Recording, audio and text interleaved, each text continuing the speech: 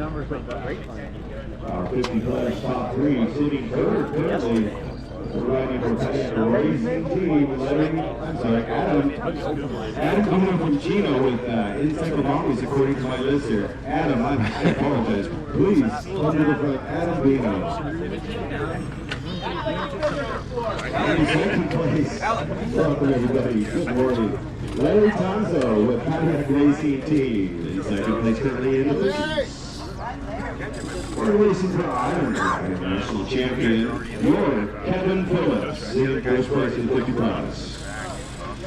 And let me see if I got the double nickels classification. I do indeed. Thank you, Richard, our official scorer.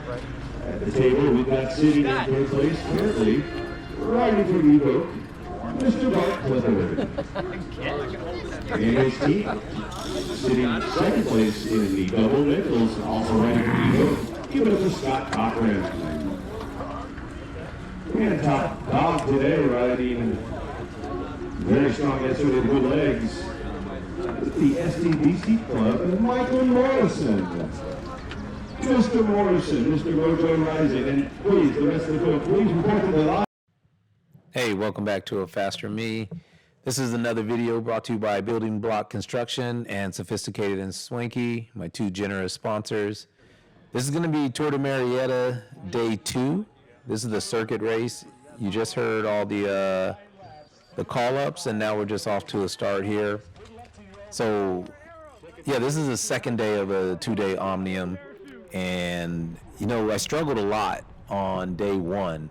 Just haven't been riding as much, you know, all that kind of stuff. Had some heart issues again, flare up a little bit. Just my AFib, you know, had an accident couple weeks back, but you know, today I was actually feeling good. Yesterday probably did me some good, and kind of woke the legs up. You know, I'm not exactly fit just because I haven't had the volume and the training in, but you know, the legs are feeling good today, so I was pretty optimistic about this race, even though it doesn't exactly suit me. I don't finish too well here. Last year I did okay in it, you know. For me, just finishing with the pack in this type of race is good for me. And yeah, I felt good. I felt like I had some good legs, and the race was going pretty good for me. So yeah, this is just the first lap here. As you guys know, I pretty much put out the entire race for the most part. This one's 50 minutes. It's going to get cut short a little bit. But yeah, so if you can see in the top left corner, that's the layout of the course. It's a really fun course, kind of rolling hills. The only down part about the course is this road here is just really beat up. And I mean, really beat up. So this part of the course here, and then there's a little section on the backside that's going to give me some little trouble later in the race. This is a pretty tricky turn here. It's a off camber, decreasing radius turn. It's a little bit cambered on the inside there, but it's usually filled with some gravel and dirt, and people get pinched in there just from taking it at the wrong angle, not realizing that it's kind of decreasing radius coming out of it. So we have a pretty large field again, and it's a pretty well contested event. You know, with the 2-day Omnium, there's a lot of points preems and some product preems. I kind of explained those in the crit race, but yeah, so it's pretty competitive. And the two races, even though they're very different, they run about the same, like as far as speed wise and effort wise. You know, it's pretty fast on when you're not in a corner. It's pretty fast, but there's some pretty sharp, like 90-degree, couple decreasing radius turns. A couple like narrowing spots, kind of bottlenecking spots on the course. So that gives you the little punchiness coming out of each turn. And then on top of the punchiness coming out of each turn, you got a lot of little punchy climbs in here. It's nothing too taxing. This is probably the longest climb that we're about to come on or approach. We're about to approach here after the next stop sign. And it's nothing major, but it's about a 4%, probably 2 to 4% climb for about, I don't even know how long it is, maybe, you know, 2/3 of a mile or something like that. And then it kind of tops out at maybe 5-6% near the top. and then a right-hand turn that kind of narrows uphill. It's not really technical, but it becomes kind of technical with the inside of the road kind of has some holes on it, and then it's center line. All through here are center line rules, so we can't go across the center of the road or the double yellow when there's a double yellow there. And if you get forced out, it's not as big of a deal, but if you cross the double yellow and make up any spots, technically it's an automatic DQ. But yeah, you know, the officials are a little bit lenient. I mean, they're serious about it. They want to enforce it, but I haven't seen a single person get DQ'd.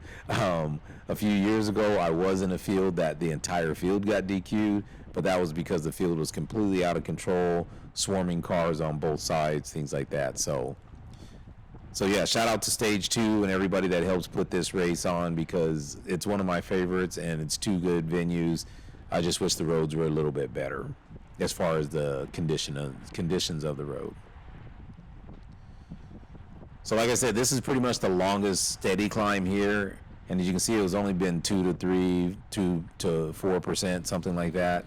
Not sure if we've come over the hump already. I think we have. And then we're going to hit the right-hand turn here. Even though it's center line rule, they give us some leeway to kind of take it at a wide angle here, which is just necessary when you have a big field. And then, of course, it bottlenecks here because it's center line rule, so we're not supposed to be across the center line here. And this is where it can get dangerous because, as you can see, it's a blind hill, and a car coming the other direction definitely can, you know, end up making contact with someone. And then these next couple sections here are pretty much the fastest sections of the course. You easily hit like 35 on these little sections sometimes, which makes this hill very easy here. We kind of just use your momentum and roll over it, and you'll usually be somewhere around 21 miles per hour at the top.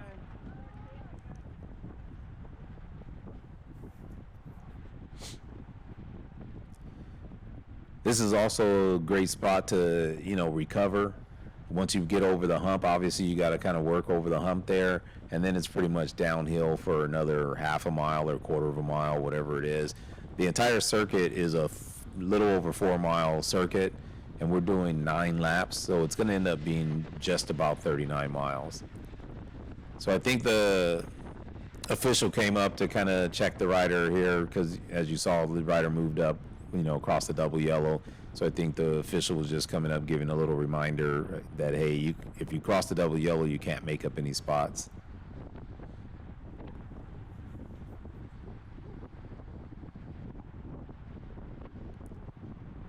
Once again, we started off in the morning. I think we started racing this one at 8:05. Second race of the day. There's another group on course with us. They're about a half a lap in front of us. They usually start X amount of minutes in front of us. So each lap here is about, when you're going really fast, is a little over 9 minutes or about 9.5 minutes. And then at a kind of our normal pace is about 10 minutes a lap, something like that. And I think this little hill here is the last little kicker. Touches just about 8%. After a while, it gets kind of taxing, but yeah, that's it. That's pretty much most of the rolling or most of the elevation of the lap, and then going from here back through start-finish line is pretty flat. The other thing you have to worry about on this course is wind. It can get pretty windy. We raced in the morning, so it's pretty calm right now, but by the time we were finishing, the wind was starting to pick. I shouldn't say, yeah, roughly by the time we were finishing, it did start to pick up a little bit, and then later in the day, it was very windy. So this is the other section of the road, too, that gets pretty beat up here. Once we cross that last stop sign or come over that last hump, this section of the road gets really beat up. It's not as bad as the front, but in some ways it's worse because you have kind of clean pavement and then you have, you know, a pothole here or there. Here's a spot where you can make up some positions just by swinging around the outside. It's a pretty tight little 90-degree turn that bottlenecks a little bit, but we typically will not run it all the way to the left. So that's the little spot that's open usually, and you can do like I just did there, swing around the outside and make up some spots. The next turn is very important, And honestly, this year it ended up being crash corner. So the next turn, it looks like a very simple turn, but it's actually pretty technical when you're at high speed. Right now we're not going fast enough, but when you're like 30 miles per hour, this next turn you definitely have to take wide like we're doing here, and you have to hit a really late apex here because it's actually a decreasing radius turn. And right there to the left side, a lot of people run off this road, and we had about 4 crashes later in the day at that very spot there. But what you don't notice, people don't notice because it's like the road is pretty squared off, that it just looks like a regular 90-degree turn. But if you see the map up top, it actually comes back to the right a little bit, making it decreasing radius. So I was actually there for 2 runoffs in the the women's 3, 4, 5 Masters. They ran off, or a girl ran off, but saved it. And literally less than 30 seconds later, the men's 4 5 was coming through with someone trying to break away. I think Izzy Perez was trying to break away, and he ended up taking an early apex, ran it completely off the course, ran through the ice plants over there, but saved it. But unfortunately, the Peloton was on the same line that he was on trying to catch him, and some guys collided, and maybe about 4 guys went down there. Roughly the same thing happened in the 3-4 race later in the day as well.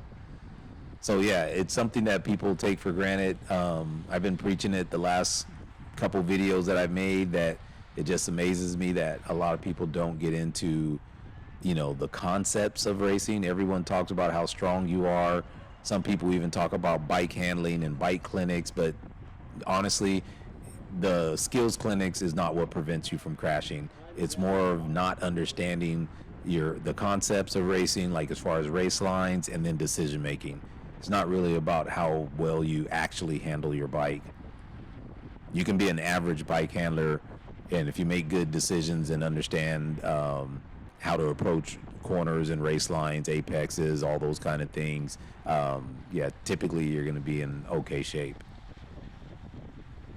In fact, some of the guys, with very good experience in bike handling, sometimes they, through bad decisions, will cause crashes as well. So the wind is coming off the right side here on this straightaway. So typically you want to protect yourself on the left. But like I said, there's not a lot of wind this early in the morning, so it wasn't that big of a deal. Later in the day, you definitely want to tuck in on the left side here on this front straight.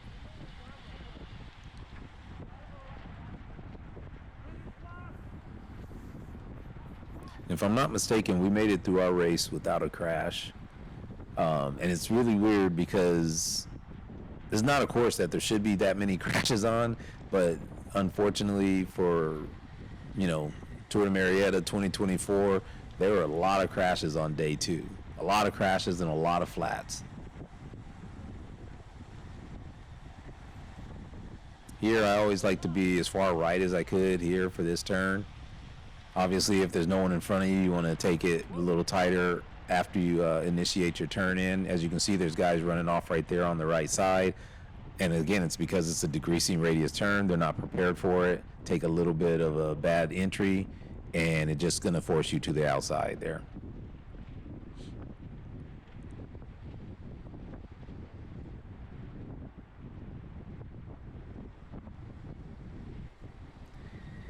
This is pretty high speed, but as you can see, it's going to be high speed and then everybody on the brakes. And that's just the nature of it, especially being back where I'm at, back this far. You don't get to pick your own lines. To a degree you do, but you don't get to pick your own speed through the turn, You can only go as fast as the people in front of you. And like I said, unfortunately, there's a lot of brake checking when you're this far back. It's just the accordion effect. That's just normal racing. And everyone, of course, complains about it. I complain about it sometimes too, but that's like going back to the reason. What is it? The definition of insanity, basically, because that's normal. It's going to happen in bike racing. The further back you are, you're going to have the accordion effect or the washing machine effect. And that's just what it is. So I pointed out a couple years ago, this ranch right here to the right, where you can see the kind of trees here, just to the right side over the bridge. a couple years ago they had some camels there, which was pretty cool. It was like never seen camels in California. They usually have a bunch of like emus and peacocks. They still have the peacocks there, but I haven't seen the camels in a few years, and I'm not sure if they still have the emus and stuff. But just kind of cool, like when you see some exotic animals that's not native to California. Obviously peacocks are, and there's emus kind of like everywhere, but yeah, camel, I don't think I've ever seen a camel in America other than a zoo.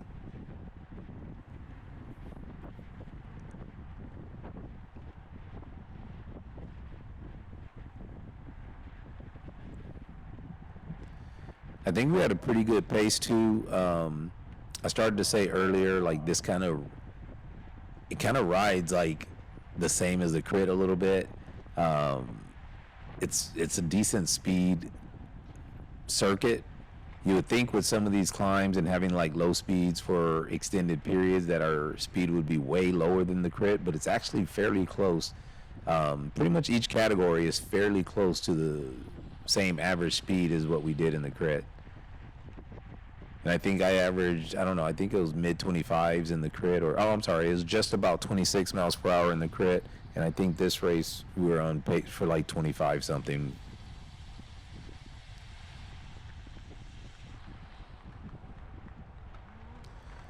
So again, this is the only part that I would say we just were not good at in our field. We should not be on this left side of the road. The road is open to cars coming the opposite direction there, and as you can see, it's a little hill. There's no way those cars would see us, and that could end in like the death of 10 guys, A car coming the opposite way would definitely take a large number of us out. So I'm really surprised like we didn't get a little bit stronger warning for being on that side of the road coming out of that turn.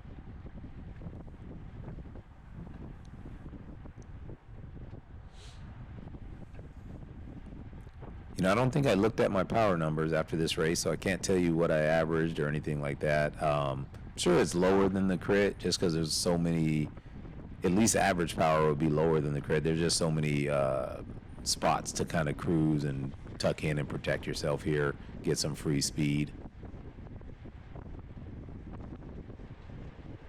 But yeah, it's definitely a beautiful area. You can see like just the scenery. Yeah, it's a really nice road, other than just the pavement needs to be a little bit better in spots.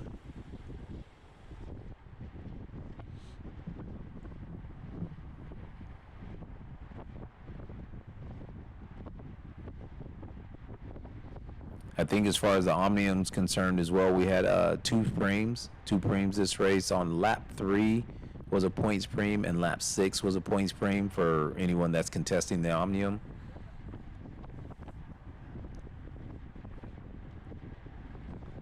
And I believe this might be about lap 3 now.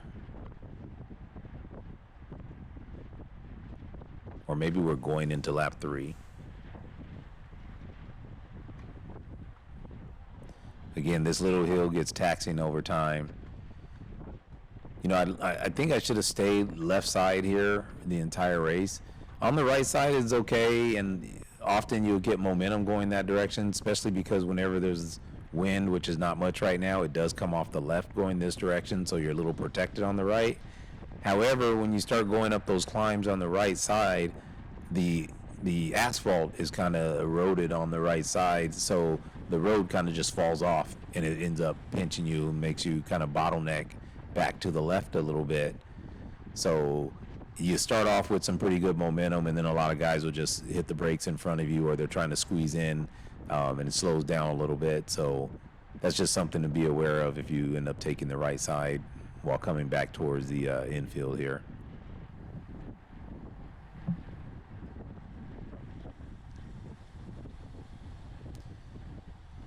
Once again, I try to go around the outside here to make up a spot or two. Didn't really carry that much momentum there just because we went a little wide here. We got pushed kind of like all the way to the edge, and I needed that edge to be open and kind of carry speed, but no sense like, wildly going around the outside or anything. It wasn't that big of a deal, and I'm so far back, those two spots aren't going to, they're not going to kill me and not going to help me too much.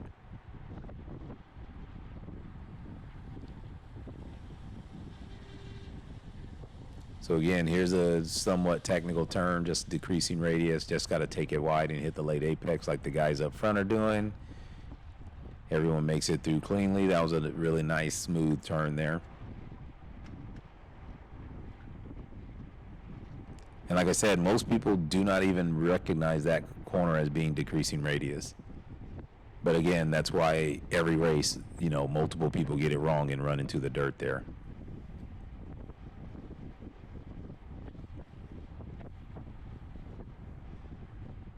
We're pretty stretched out here. Got the speed up a little bit. Like I said, I don't know if this is lap 3 for sure, but if it is, this is a points frame. Could be just going into the start of lap 3, but if it is full on lap 3, then yeah, this is a points frame.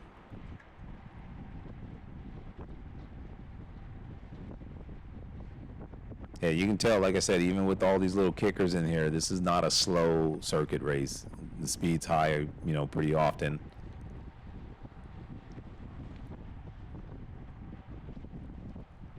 Yeah, and I'll try to get all these videos out too. I'm so backed up with races. We've been, you know, just as a team, our team's been racing a lot, mainly the women. But yeah, they've been racing a lot, so I got a lot of videos that I'm kind of backed up on.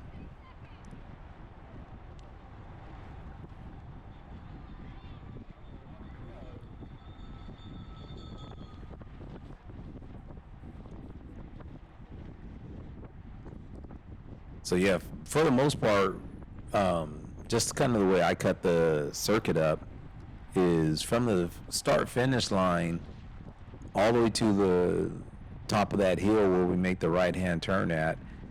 All that area is probably, for me, where I'm going to put the most effort in. Part of it is just these beat up roads, you know, with your tires hopping and skipping forces you to put a little bit higher power down sometime. A little bit more concentration also, and for whatever reason, people see that start finish line, it's like everyone just accelerates, like every lap is a race through the finish line. So for me, yeah, I think this part from here all the way to that top of the hill is kind of like your effort area or your section where you're going to be putting in the most effort, and then that entire backside down through the infield is where it's kind of like primed to recover.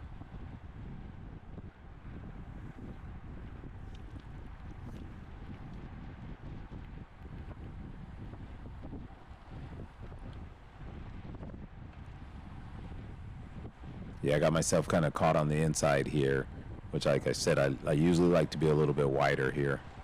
The inside's not bad, but it just makes you slow down a lot like I'm doing now.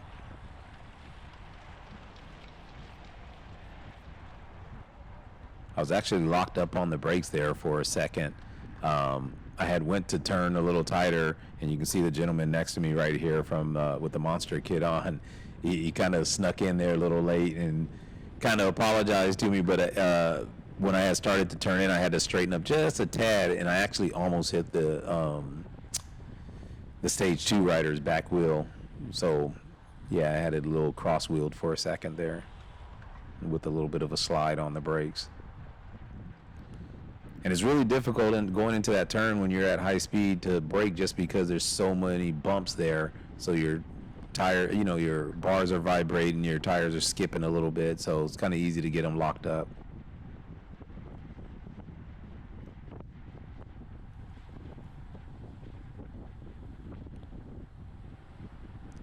It's one of the things about GoPro. It's like beautiful that it has such great stabilization, but at the same time, it doesn't let you get the real feel of like how bumpy roads are, or when there's an incident, just because it stabilizes so well, like you never even notice anything on the video. And on top of that, I like to keep the camera on my head just because I love this angle. I think this is the best angle out there. I don't really like it when the camera's really low underneath your head unit. It's just too low of an angle. All you see is the back of bikes, and you don't get to see what's going on up the road. You don't get to see what's on the left and the right. So I'll probably keep it on my head for a while.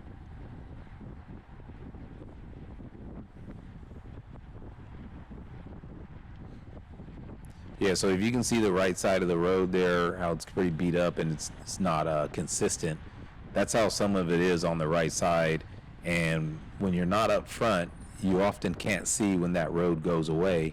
And sometimes people will move at the last second and have you stuck falling off the edge of the road or whatever. And I've seen that multiple times over the years of just people getting, they kind of run into the dirt. It's not that they're getting ran out there. It's just someone in front of them kind of moves over and the road actually isn't there anymore. Just because it's, kind of eroded over time.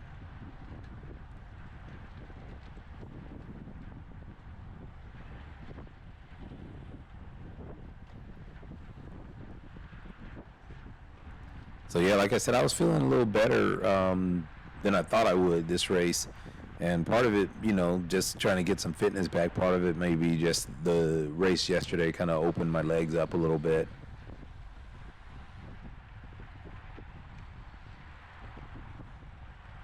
All right, guys are early on the left side of that road now. But like I said, the officials were a little bit lenient with this, not knocking them or anything. I think they're a little bit lenient. The only place I see a real danger is right here, being on the left side of the road.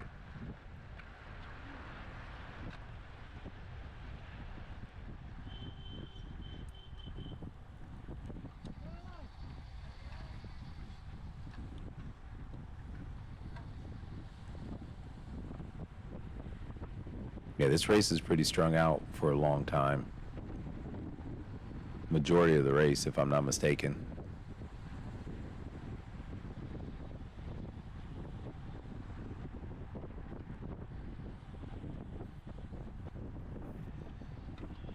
As you can see, we carry a lot of momentum up here.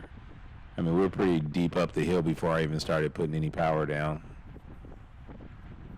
So a little 5-second effort at 400 watts gets you over the hump at over 20 miles per hour still.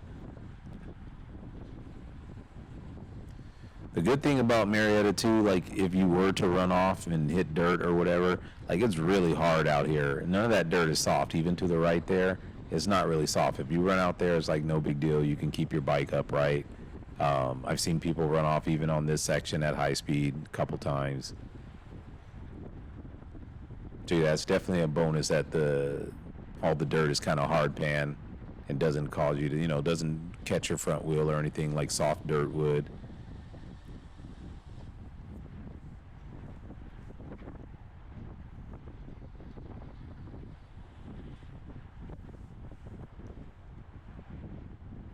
Yeah, I have to say I'm liking the 50 plus for the most part. I like it when it's a large field like this. This field is mixed with I think 50 and 55, but yeah, I like the big fields, like the racing. Like to kind of get a front row seat for some of the tactics going on, stuff like that. Yeah, just starting to get comfortable and kind of in the field. Just don't have any fitness right now and still recovering from my shoulder injury. You walk around like everything's okay, but on the bike and stuff like that, it's just not sometimes. You don't have any strength in that shoulder still, and it's just constantly in pain. But it has functionality. I can move it. Don't really have too many restrictions other than I reach for something, or try to pick up something and feel that pain in it.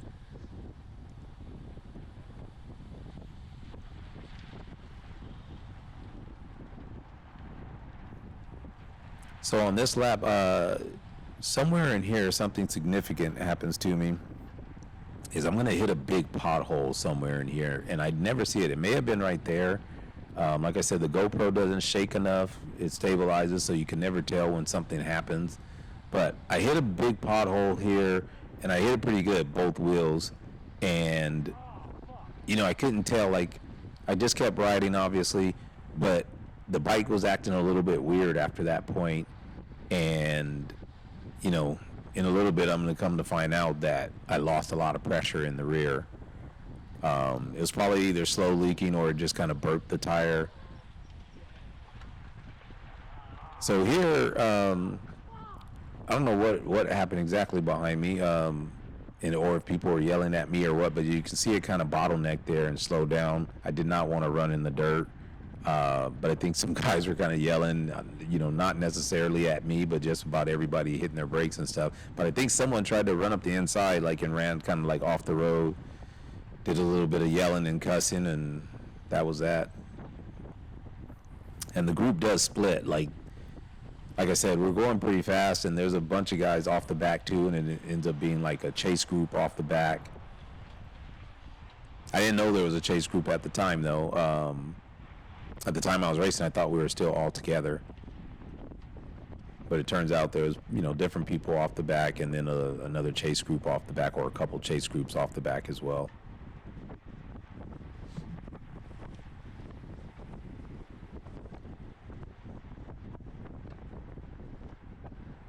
So yeah, I'm not sure it was that lap for sure, but I know it was when I was on the right side of the road over there before we turned right on B Street is where I hit that pothole. I ended up hitting that pothole both wheels. Ended up getting a little I wouldn't say a chip. It's not a chip, but a pretty good mark on my rear wheel. But I hit both wheels pretty much right on the corner of the pothole. Something that if I had tubes in, I'm sure would have given me a pinch flat. But since I'm tubeless, I think it burped the tire. Either it burped the tire or I'm just slow leaking until it's sealed. I can't, I don't know for sure which one. And no one said that I was leaking sealant or anything behind me, so it may have just splashed out. Not the sealant, but air may have just splashed out when I actually hit the pothole.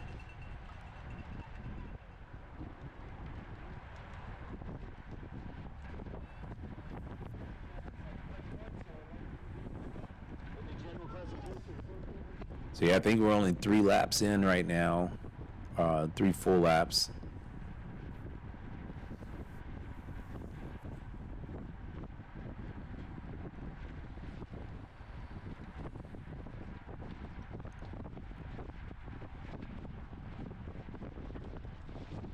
Yeah, this is part of the course that we can use the entire road. Like I said, unless it's windy, most of the time we don't. Most of the time we're on the right side. When it's windy, then people usually spread out and protect themselves, use that left side of the road, because like I said, the wind typically comes off the right.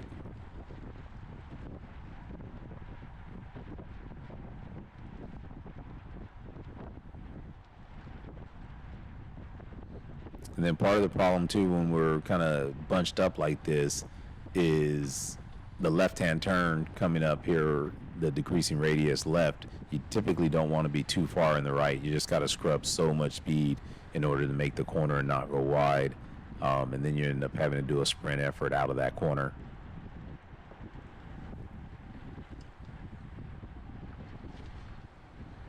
And you'll see again how it bottlenecks here, and then everyone's just on the brakes, got to slow down. And like I said, you can only go as fast as the people in front of you going through a turn when you're back here. And there it is, down to 20 miles per hour basically. And then a big spike coming out.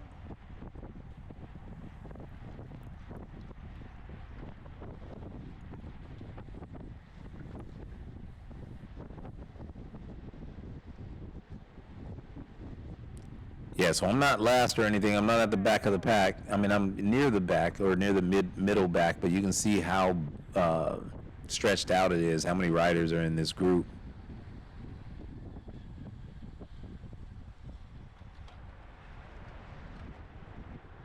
Definitely further back than I should be or want to be, especially how I was feeling. You can see my heart rate is 166. If you ever watch my videos, I'm usually in the 170s, sometimes 180. A year ago, I'd average about 179 in most of the races. So yeah, I mean, I'm not struggling or anything. I'm doing pretty good here. Like I said, I had good legs this day. Was kind of feeling good about the race. Now that I'm into it as well, we've kind of settled into a rhythm. Kind of know where the efforts are going to be on the course.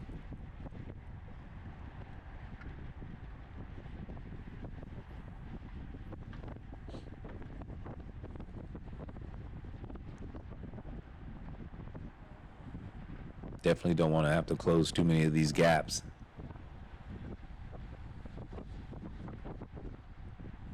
Some of those small efforts can really creep up on you fast and really take a toll later in the race. A lot of people take them for granted, but yeah, it's not all you can eat. There's definitely a limit on how many efforts you can do. And I mean high watt efforts that you can do pretty much all of us can ride forever as far as like, at a slower pace or whatever. But when you're at race pace and you're putting in some of these extra efforts, it definitely takes a toll on you.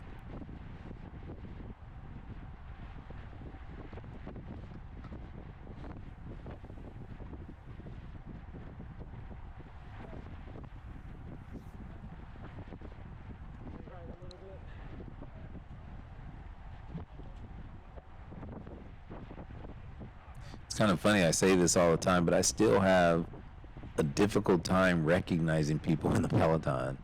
Like I said, our groups are pretty big, and there's a lot of fast, experienced riders in here. So, I hear people's names and stuff like that, and I know what teams they ride for, but just, I don't know, for whatever reason, I can't recognize people that easily yet.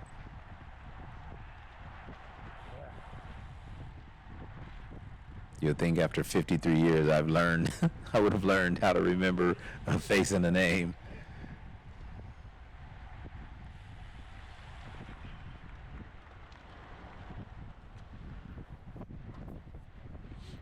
Yeah, this little hill right here, this little hump gets pretty taxing just because the speed gets so slow coming into the right-hander there. And then you just basically got to, put in a little dig, a little sprint or acceleration up that hill. And that definitely gets taxing after a while.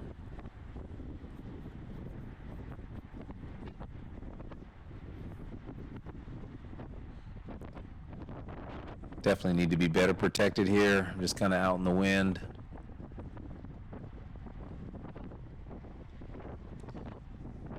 They got the hammer down a little bit.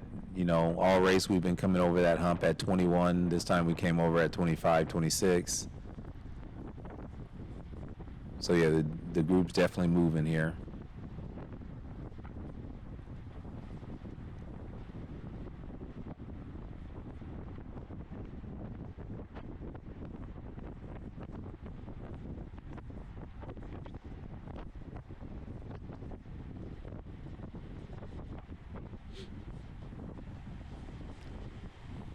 Getting another drink of water, I guess. I really didn't understand. I really just didn't notice how fast this pace was. Like I said, Murrieta was a weird race this year. The crit was surprisingly hard. I think sometimes it was just the stop and go. It wasn't necessarily the flat out pace. It was just kind of the surging of the course or the characteristics of that race. And this race was the same way. It wasn't easy. It was another hard race.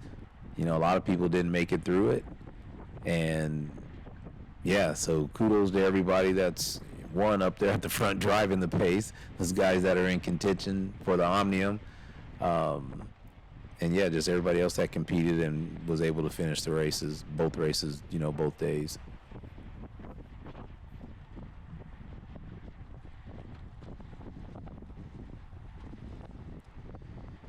So yeah, I think it was about here that I started noticing my bike's acting a little weird. I can't steer it. I can steer it, but it's just not handling the way it should be. Because I think, like I said, I hit that pothole the lap before, and it just felt like I was riding on my rim. Felt like I was riding on the rear rim, and when I was starting to turn, it was getting a little squirrely, not handling real sharp.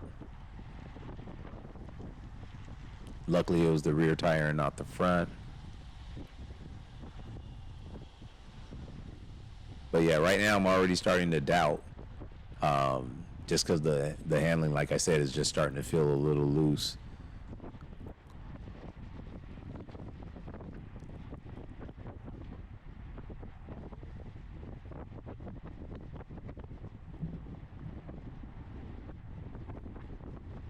It's also good to see like some of these local residents just coming out, sitting in the yard watching the race. That group that we just passed right there, they were pretty loud, pretty boisterous throughout the race.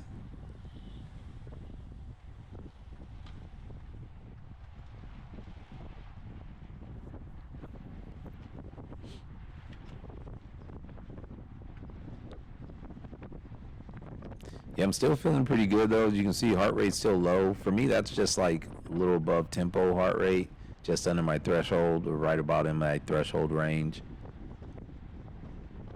Usually I'm like now, like getting into the 170s when I'm pretty much at threshold, and anything in the 160s usually about tempo for me.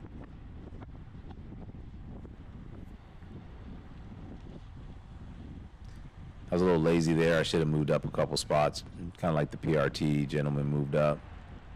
He was a little too tight though, so he's going to lose momentum coming out of the turn. But yeah, I definitely should have moved up there while everyone was kind of chilling, just coasting. But like I said, I'm not as comfortable now because I know something's wrong with my rear tire. Or at least the rear of the bike is just not steering correctly now.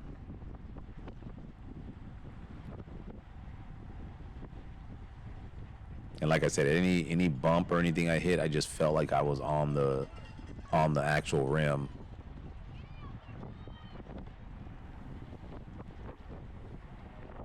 Yeah, you can see I'm trying to look at it, trying to see if it's flat or not.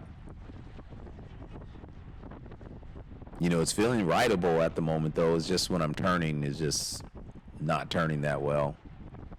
And of course, like I said, with all these bumps, it just feels like I'm riding on my rim.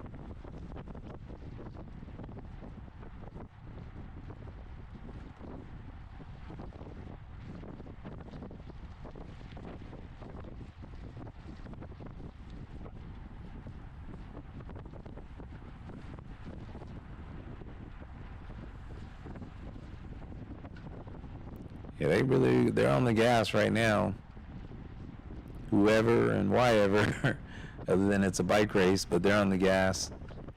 You know, we're a couple mile per hour faster coming through here right now than we have been.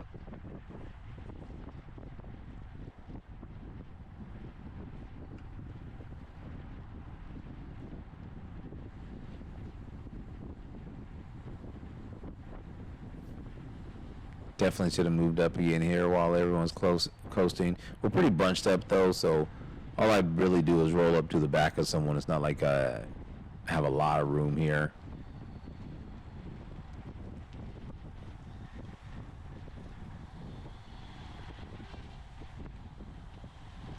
Yeah, I'm definitely too far back also. You can see how much it slows down. We're down to damn 17 miles per hour, 16 even. Big acceleration again out of the corner. There's John Garble right there. I don't know if John raced both days or not. I don't know. For some reason, I'm thinking he didn't do the crit. I think this was the only day that he did. Because I believe Pat, I don't know. Pat might have been leading. I think Pat might have been in the yellow after day one.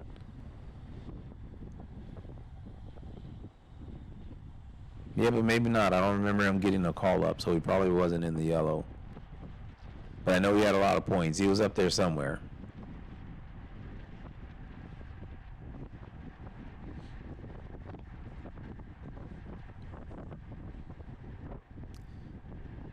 Yeah, so again, I'm pretty sure, I think I'm rolling on a flat right now, or pretty close to flat. At least that's what my head is telling me. That's what the bike's telling me a little bit. A little bit hard to turn. As you can see, I'm kind of floating to the outside there.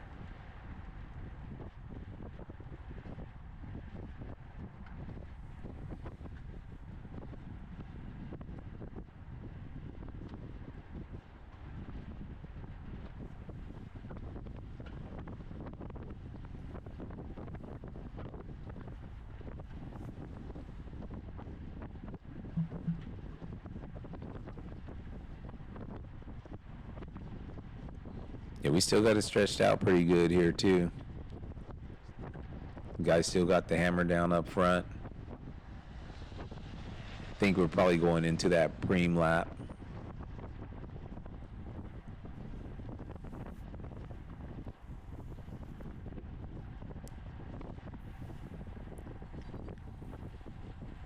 I don't know if this is the preem lap or maybe the next one's going to be a preem lap.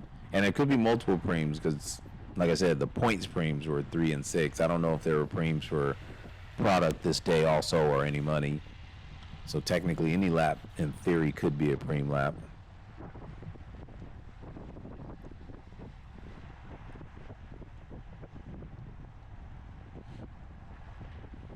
So yeah, heart rate's still pretty low though. Still managing the course, managing energy well. Like I said, I think I had good legs for the day. But unfortunately, I'm not going to have a good bike for the day. And really, it was just the course got me that that pothole that I hit just ended up, draining my rear tire.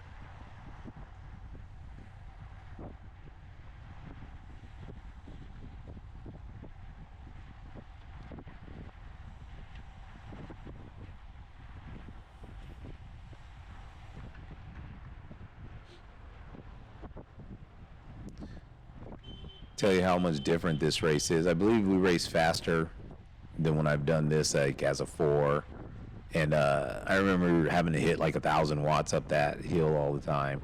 But it's not because the race was faster. It's just because it's so much stop and go in the lower categories. It doesn't. The races don't flow like this. This race flows a lot better. Just overall, like, obviously when you move up and people have more experience and stuff like that, it's just better racing overall. I wouldn't say it's necessarily safer like people claim. It's just bike racing. There's some inherent risk with it, and yeah, it's maybe not as frequent, but it's still dangerous. But overall, I think it's just a better race. It's raced smoother. So yeah, I took a glance back there. I didn't even realize I was this far back, but there's guys that had dropped off, and this is pretty much the end of the first group, and then I didn't see them. I couldn't see, but then this was pretty much the back of the group, so I got a little urgency here, and I was like, oh, I need to move up. But at the same time, my rear tire is still going flat also.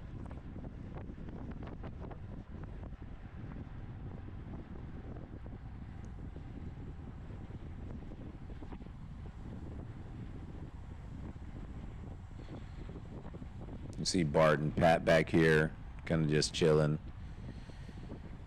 Probably just conserving some energy, waiting for crunch time.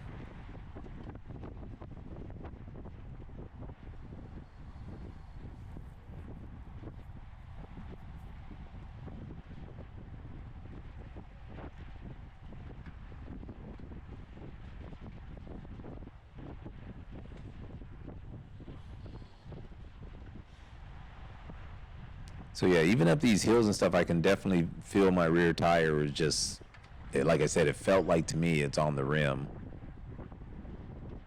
But I can feel like it's just, really squishy.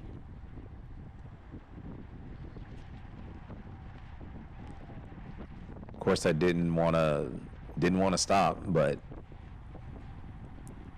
I think after the turn B here, I think I try to move up around the outside here. Again, I don't think the GoPro would give it any justice, but I think I'm going to try to move around the outside here when we make the right-hand turn on B Street. And, yeah, it doesn't feel like I have any stable handling in the back. It just feels like I'm riding on my wheel on the rim. So, yeah, move up here, come around the outside of a couple of guys. And I don't have any stability here. As you can see, I'm almost running off to the left there. Try to accelerate real quick. And yeah, I'm just on my wheel. I can feel it feels like the rim's hitting the ground. So again, I'm checking my tire and I just throw my hand up to pull off to the side.